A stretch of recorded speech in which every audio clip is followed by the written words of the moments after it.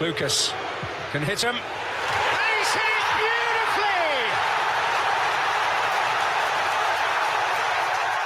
A magnificent goal! A hugely important goal! And here at home, whatever the odds at the moment, they seem to find a way.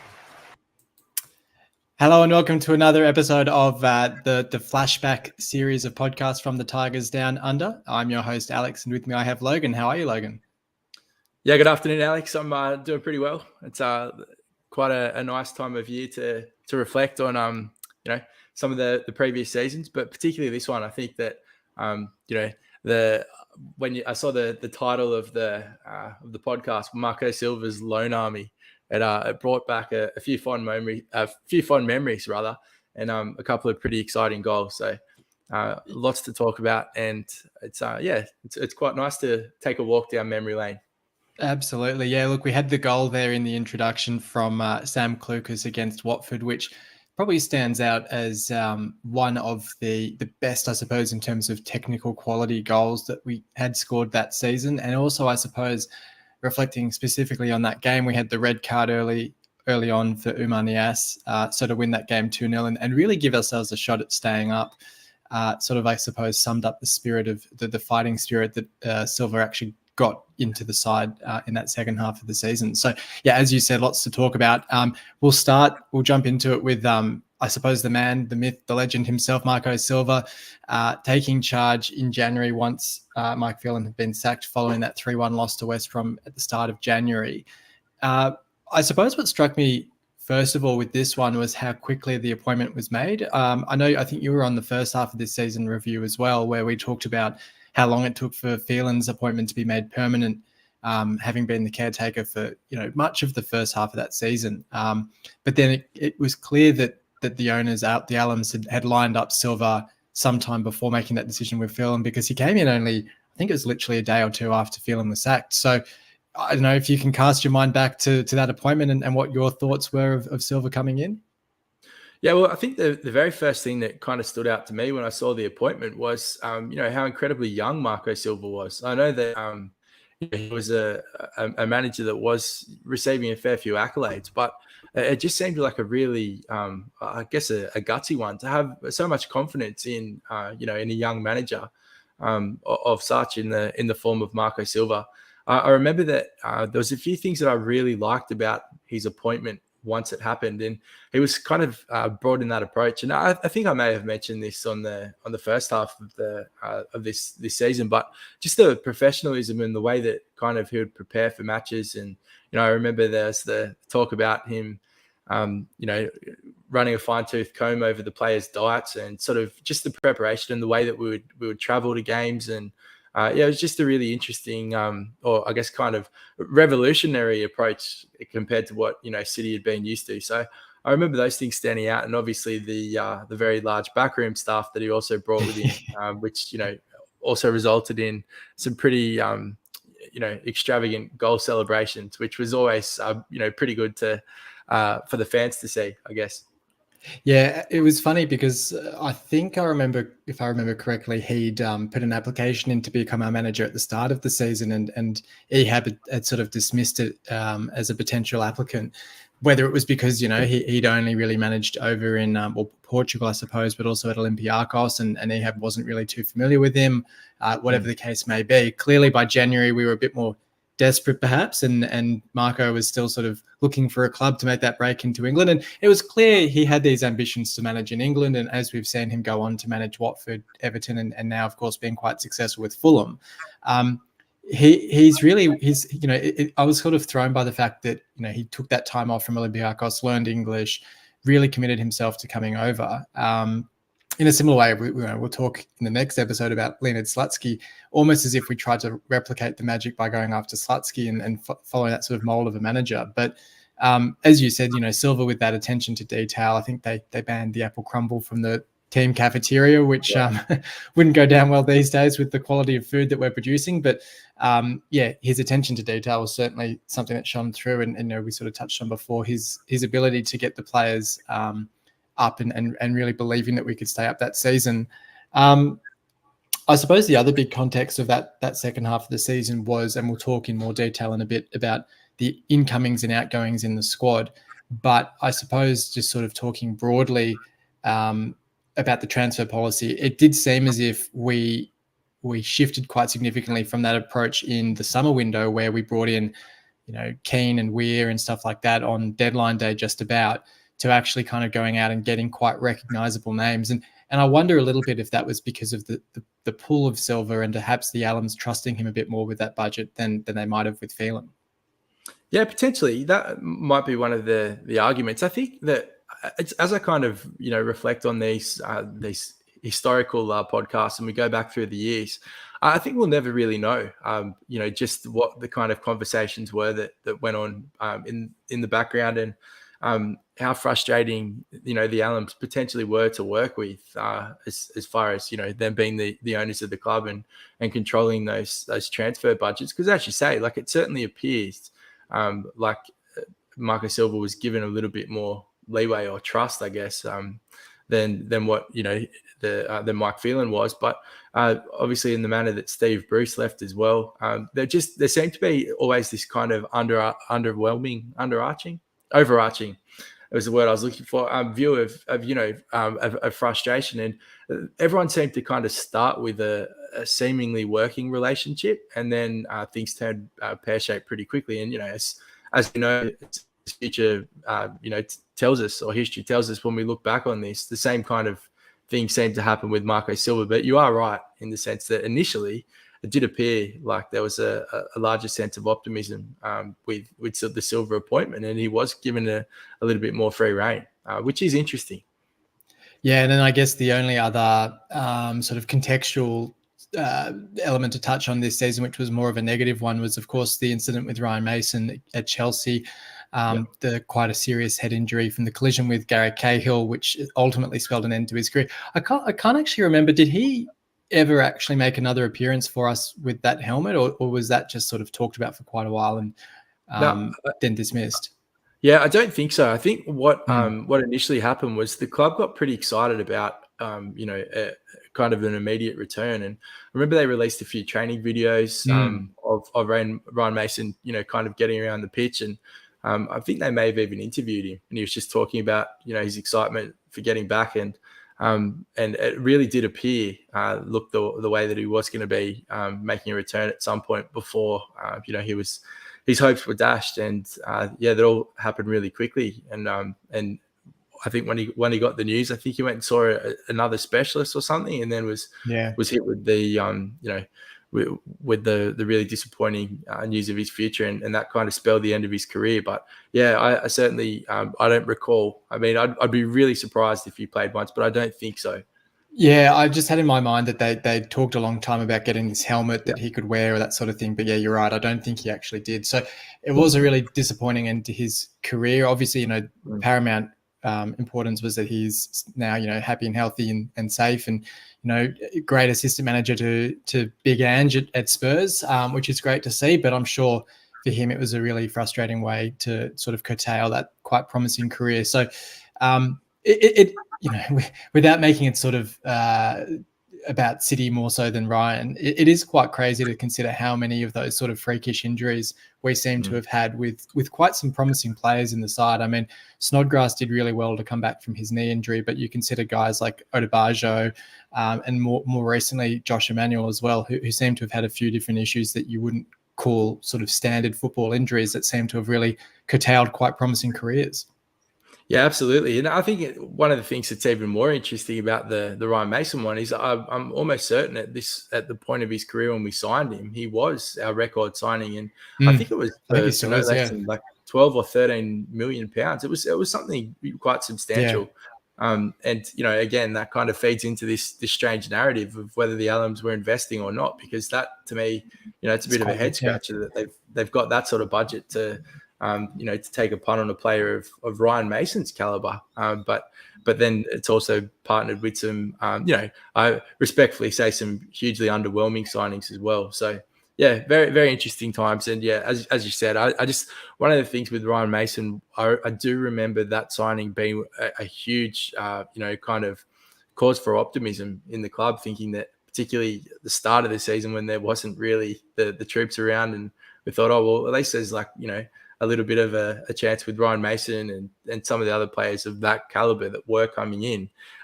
He was certainly the pinnacle of that, but for him to not be able to play as much as we hoped, I was a very, very disappointing way to end his career, and for City as well, because I would have loved to have seen Ryan Mason go around in a City shirt, as we all would have, but certainly would have been a big statement of intent. Absolutely. Well, we'll talk about some of those other signings now. We'll start with the permanent signings. And to be honest, this whole podcast could be just about dedicated to all of the incomings that we had that window, because between the permanent and loan signings that we had, there was quite a few new faces into the club. And it's interesting, starting with these permanent signings in Evandro and Kamil Grzycki, who I sort of see this as the end of one era of City and the start of the next, because of course we'll talk a bit later on about Bowen getting his first start for City at the end of the season. But between Bowen and Grzycki, it really sort of symbolizes the next 3-4 years of City. And of course, this podcast series going up to the end of the 2020 season, when Bowen and Grzycki were sold, it's sort of, this is sort of that final third of that decade, and the players that really embodied it. But Evandro is a funny one as well, and maybe we start with him, because he was one of those sort of stereotypical players that seemed to follow Marco Silva everywhere he went, and signed for us from Porto, I believe, where Silva had been manager before Olympiacos, but then stuck with us after Silva left. And he was one of those players that seemed to just kind of get hammered by hamstring injuries or soft tissue injuries, but when he was fit, was a really sort of integral part of the team. And I think City even posted a video the other day of him scoring a goal against Aston Villa to, I think, put us 2-0 up in what was at that point a really crucial game to potentially make the playoffs. And so you sort of forget that he did hang around the side for quite a while after this season. Just couldn't really string the games together. I recall Evandro because I'm almost certain that on a podcast, maybe it was a season launch, when we were talking about the players in the squad, there was like a contention whether he was still in the squad or whether he'd been moved on. And that to me, there wouldn't be too many players in over 10 years that we've been doing the podcast for. I think it's been about that long, that we would have, had to scratch our heads as to whether this player is on the books or not. And Evandro certainly fitted that mold.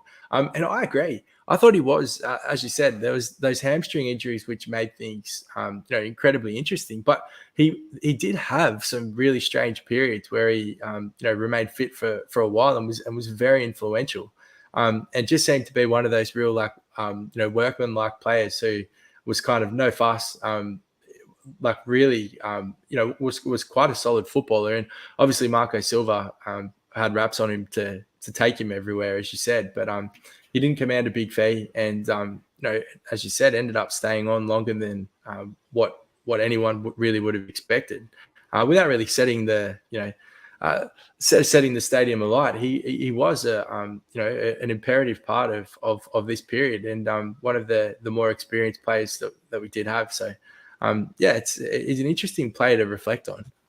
Yeah, and then of course Grzycki ended up with 24 goals with us in his 119 appearances, which again, and you touched on before the fact that we spent 13 or 14 million on Ryan Mason. We spent 7 million on Grzycki as well. So it's easy to kind of get lost in that sea of loanees that came in that window, that we did actually have a pretty serious outlay on a couple of players as well, and Grzycki being sort of chief among them. I guess my overriding memory of he I put in the same sort of category as Hernandez, where I think the club actually got more service out of them than they would have expected, because I think at one point, more specifically with Hernandez, he got injured when the club was trying to sell him, and so he stuck around. But I remember there was that one window where Grzycki was sort of live tweeting the close of the transfer window, thinking he might get a club interested in buying him, and Myler came out and said, "Go to bed, Turbo, nothing's happening," sort of thing, which was quite funny. But he turned into sort of an unexpected club legend in a way with the contributions he made over those championship seasons.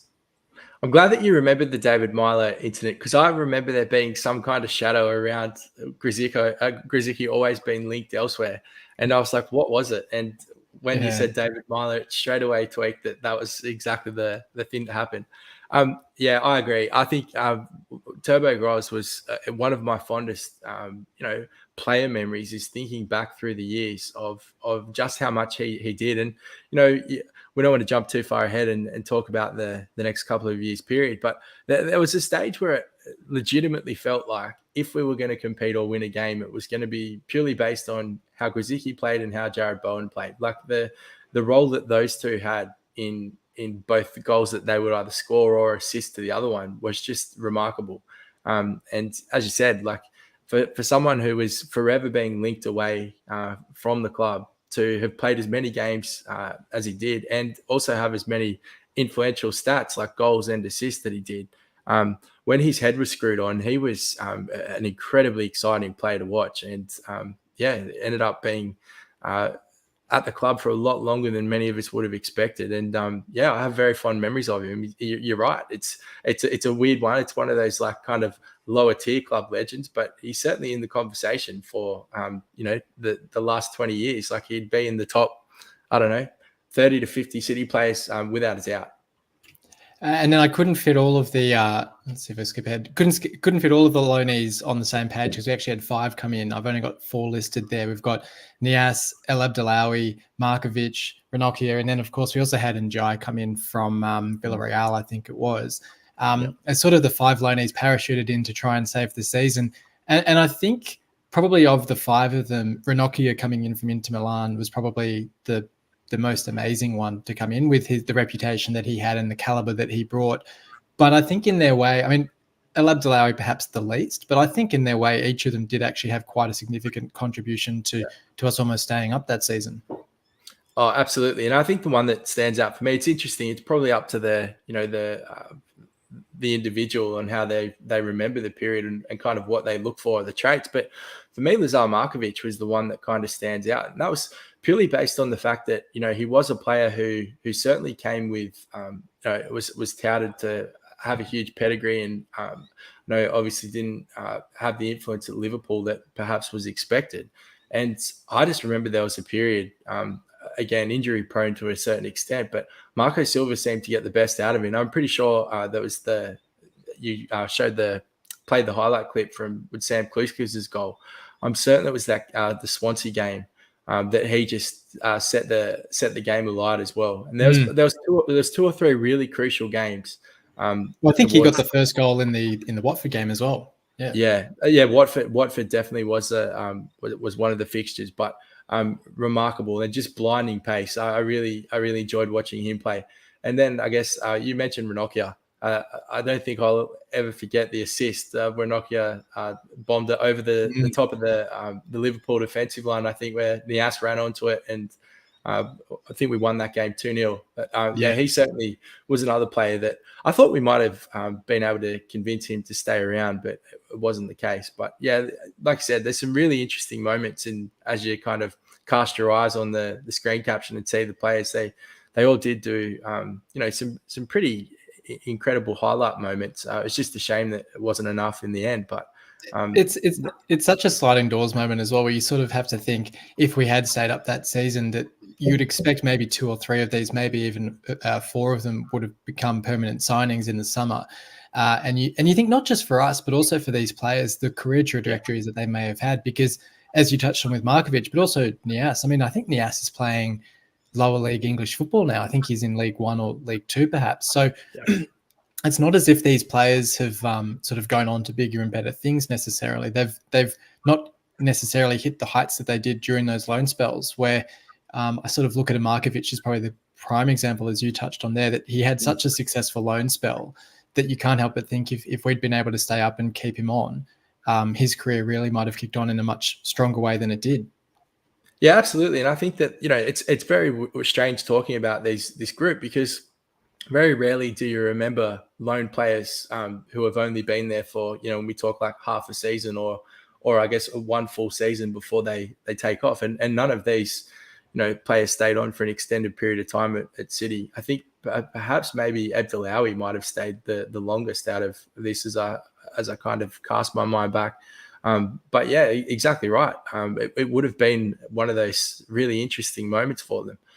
if we had have stayed up and they had have got, City contracts, would that have been the kind of thing that kept them in the limelight? Because as you said, I don't think anyone's careers kind of, peaked from here. Potentially Ranocchi's, but Yeah.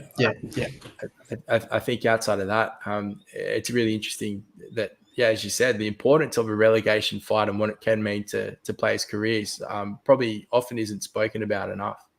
Yeah, no doubt. And then these moves were somewhat funded by departures of two sort of, City favourites in a way, in Jake Livermore and Robert Snodgrass.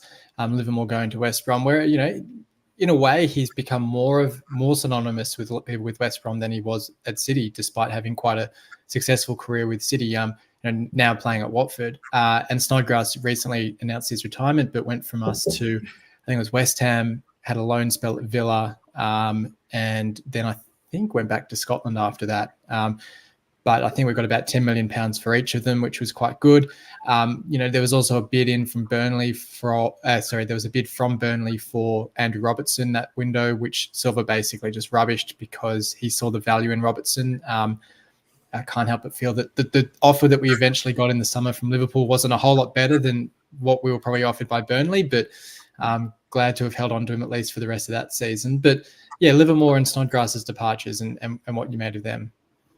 Well, I think the thing that I will say about Jake Livermore is I think that he will probably be remembered for his time in a City shirt, mainly because he came across with Tom Huddleston. And I do remember being over there and seeing some games in this period, and everyone was, the Tottenham boys was how they were kind of referred to. So the interesting thing about that is, as you mentioned, like Livermore certainly probably does have a greater reputation from a West Bromwich Albion standpoint now, but I think he will always be remembered for how kind of critical that that transfer was, and the fact that it did come with no less than Tom Huddleston. I think Robert Snodgrass was a really interesting one for us because he was someone who I remember, I dare say, admired at Leeds, only because he was such a prolific goal scorer in the Championship. And I remember how much of a big coup it was when we, were able to sign him. Obviously, like free kick specialist and just a very influential player. And again, you want to talk about, City having bad luck, and then there's obviously the kneecap incident, injury which kept him out for an extended period of time, which probably cast a little bit of a shadow on his City career, because if that didn't happen, he was certainly a player who was very lively, and as far as a numbers standpoint, had a really incredible football career. And it was a shame that we didn't get. Yeah, no, I was just gonna say it's easy to forget as well. I think he might have been our top goal scorer that season, because he obviously got the goal against Leicester. Yep. Excuse me, got a goal against Southampton as well to win us a game. So he had some pretty crucial goals in this season as well. Yeah, absolutely. And I think, as one of those ones as well, where when you think about, like, Steve Bruce obviously built a little bit of an Irish contingent. There was the Rob Snodgrass and Andy Robertson with the Scottish connection. Sean Maloney as well, yeah. Sean Maloney is another one. So it was really interesting to see, Snodgrass and I guess the time he spent at City. But fantastic player, and what a great achievement that I think that we get to say that we got to see him in a City shirt. Absolutely. Well, then, we'll reflect on some of the key games from that second half of the season as we wrap this up. We sort of already touched on that 2-0 win over Liverpool. That probably stands out in my mind as the key game in that second half of the season. I think that Watford game as well, that we sort of reflected on at the start of the episode as well, was really the one, because I sort of forget until I look back at the I suppose the table positions as we finished off that season, that we were actually outside the relegation zone for about 5 games in a row. From, we won the 2 games in a row against West Ham and Borough, which pulled us out of the relegation zone. And it was really only then when we lost to Sunderland with 3 games to go that we slipped back into that relegation zone. And my memory is sitting down to watch that game against Crystal Palace as the second last game of the season, knowing basically that if we won it, we were likely to stay up. And if we lost, it was going to take a lot to get over Tottenham in the last game of the season. And I suppose the disappointment for me was the manner in which we lost that Palace game 4-0. I know there was a lot of rumours after the season finished and Silva went off to Watford quite quickly that potentially he'd already had his head turned by them in those closing weeks of the season, and that might have had a bearing on the team. But it was a very disappointing fall off in those last two games. Yeah, as you mentioned, that the whole the Sunderland game was probably the key moment in the season. When you think about it in hindsight, the fact that we were playing Sunderland, a fellow relegation scrapping team, that on paper you wouldn't really have said that there's too much about them, and we did have it at the MKM as well. And to lose 2-0, that kind of to me was the tipping point where I felt like if we couldn't win that game, then it was very unlikely that we're going to stay up. I know that, as you said, the Crystal Palace game certainly had that feeling like you just never know what could happen. But if we had taken 3 points against Sunderland, I think we probably would have been able to relax for those last two games. And as fate has it, I think we ended up conceding 11 goals in the remaining two fixtures and maybe scored one, but. Incredibly disappointing way, but certainly that Sunderland game stands out. And it was amazing to me that it had such like a football omen. It almost felt exactly the same as that game against Burnley that we lost potentially 4-1 on. It was like the same type of season against the same type of team, and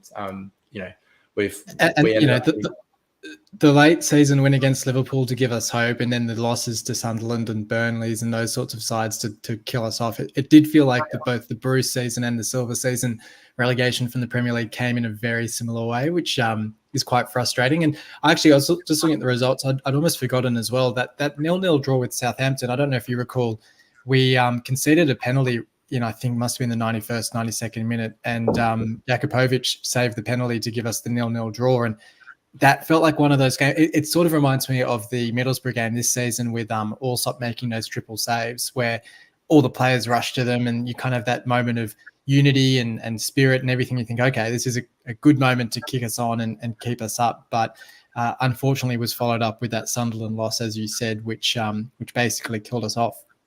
Yeah, and interestingly, as I just quickly have a scroll back as well, and we talked about that Watford game before with the incredible goal that Sam Kluger scored, and Markovic did score the goal before.